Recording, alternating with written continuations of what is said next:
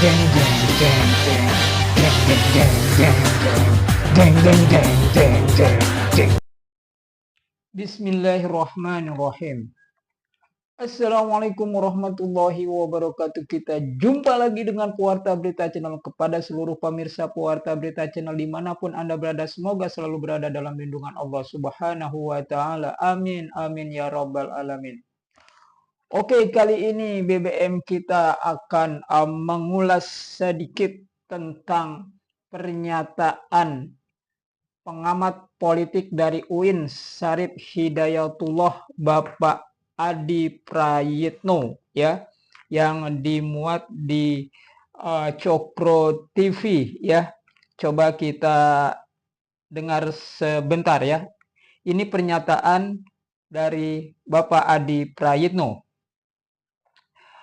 bahwa aura politik Anies tampaknya makin memudar setelah kekalahan tersebut. Maksudnya kekalahan pada Pilpres kemarin ya. Anies mulai melupakan realitas politiknya setelah kalah dalam Pilpres dan aura politiknya menghilang. Ini menunjukkan bahwa partai-partai politik mulai meragukan ketokohannya setelah kalah di Pilpres. Itu pernyataan Bapak Adi Prayitno di Cokro TV yang saya terjemahkan langsung ya dalam bahasa tulisan dan saya bacakan kembali. Dengan lain perkataan, menurut Pak Adi Prayitno ini, aura politik Anies Baswedan menghilang, ya, dan juga menunjukkan partai-partai politik mulai meragukan ketokohannya setelah kalah di Pilpres. Saya belum cross check langsung dengan Bapak Adi Prayitno karena saya tidak tahu nomor telepon beliau ya. Dan juga saya, kalau memang ini pernyataan dari Bapak Adi Prayitno, sepertinya ada pertentangan atau katakanlah pernyataan yang waktu di Pilkada kemarin, Pak Adi Prayitno juga mengatakan sangat rugi apabila PDI tidak mengusung Bapak Anies Rashid Baswedan di Pilkada ini. Itu salah satu pernyataan yang bisa dilihat juga ya. Artinya dari dua pernyataan pengamat politik dari UIN Syarif Hidayatullah ini ada yang bertubrukan ya, berlawanan. Artinya di satu sisi menjelaskan bahwa aura Bapak Anies Rashid Baswedan sudah mulai memudar ketika Pilpres kemarin karena sudah terkalahkan, tapi di sisi lain kan waktunya kan ke depan ya. Pak Adi mengatakan bahwa sangat rugi apabila PDIP tidak memajukan Bapak Anies Rashid Baswedan karena sedang tinggi-tingginya tingkat keterpilihannya itu ya. Jadi bertentangan. Dan saya tidak mau berpolemik tentang dua argumentasi yang bertentangan oleh satu orang pengamat ini tapi saya ingin tidak membahas masalah pertentangannya ini ya, tidak. Itu menjadi hak daripada pengamat sendiri yang mungkin berubah ya.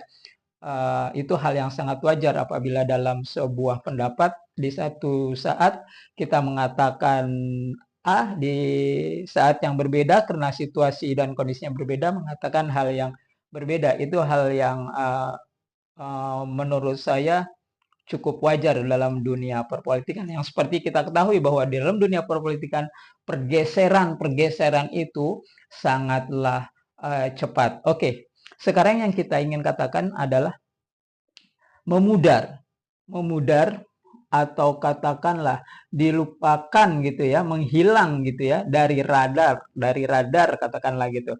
Jadi juga partai-partai lain meragukan ketokohannya setelah kalah di Pilpres. Ini yang mau saya katakan.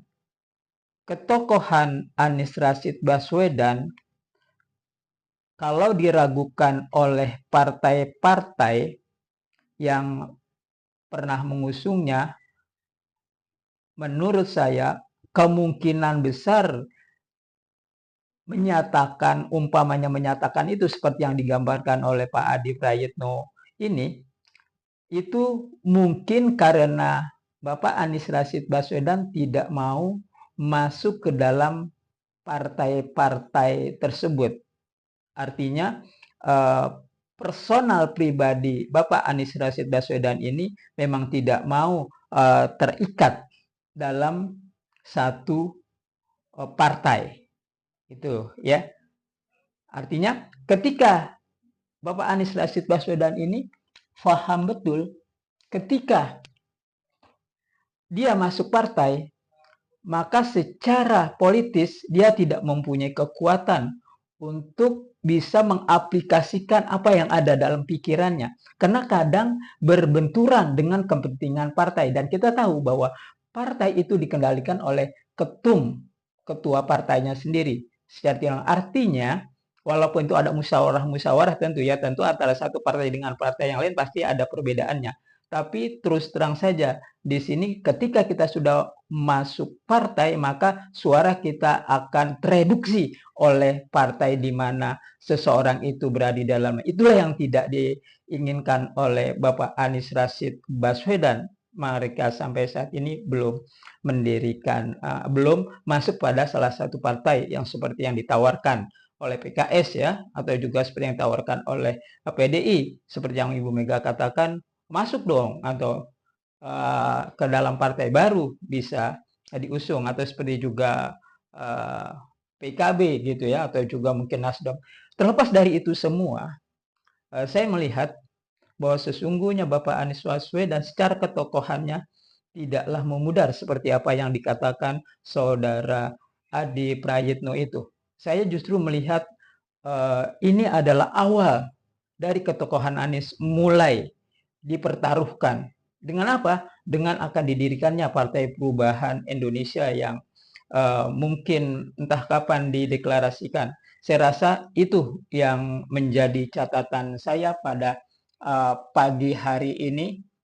Mudah-mudahan ini ada manfaatnya untuk kita. Karena kita melihat secara kasat mata, di mana Anies berada, di situ masyarakat mengerubunginya. Dimanapun. Dan juga kita melihat pada kampanye-kampanye selama ini, ketika Pilpres, di mana tempat itu selalu ramai dikunjungi oleh orang-orang yang mengeluk-elukannya. Artinya ketokohannya itu jelas kita bisa melihat.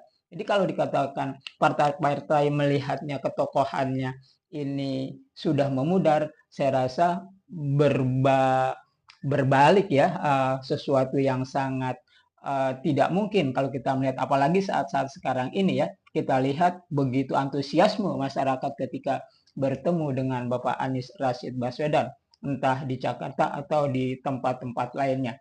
Saya rasa itu saja bedah berita kita kali ini.